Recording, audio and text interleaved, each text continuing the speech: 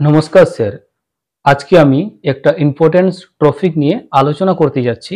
জানি না এই টপিকটা সম্পর্কে আপনারা কতটা সচেতন। চলুন তাহলে শুরু করি।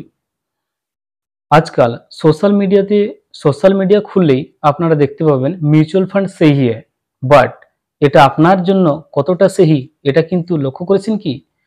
মিউচুয়াল ফান্ড সহি হ্যায়, বাট কতটা সহি এই নিয়ে কিন্তু আজকে আমরা আলোচনা করব।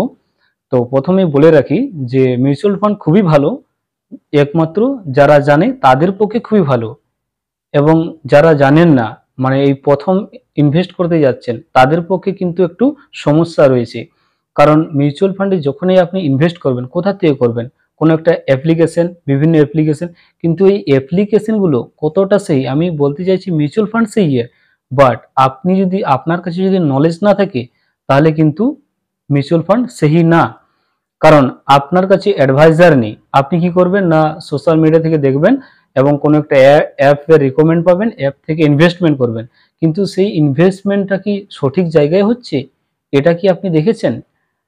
মানে একবার গুগলে কিংবা ইউটিউবে সার্চ করবেন যে আপনি যে অ্যাপে ইনভেস্টমেন্ট করছেন সেই অ্যাপটা কতটা সঠিক এবং আপনার ইনভেস্টমেন্টটা কতটা সঠিকভাবে হচ্ছে, এইটা কিন্তু যাচাই করা দরকার।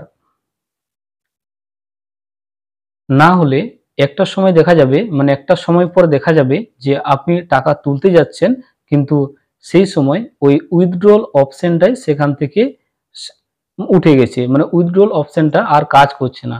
সেই সময় আপনি কি করবেন?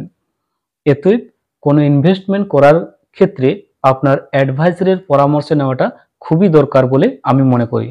কারণ আমি একজন MP registered mutual fund distributor, এবং আপনার যদি এরকম কোনো সমস্যা থেকে থাকে অবশ্যই আমাকে কমেন্ট করে জানান, এবং আমি যথাসাধ্য চেষ্টা করব আপনার সমস্যার সলভ করে দেওয়ার।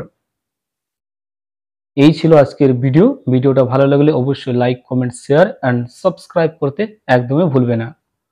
Thank you.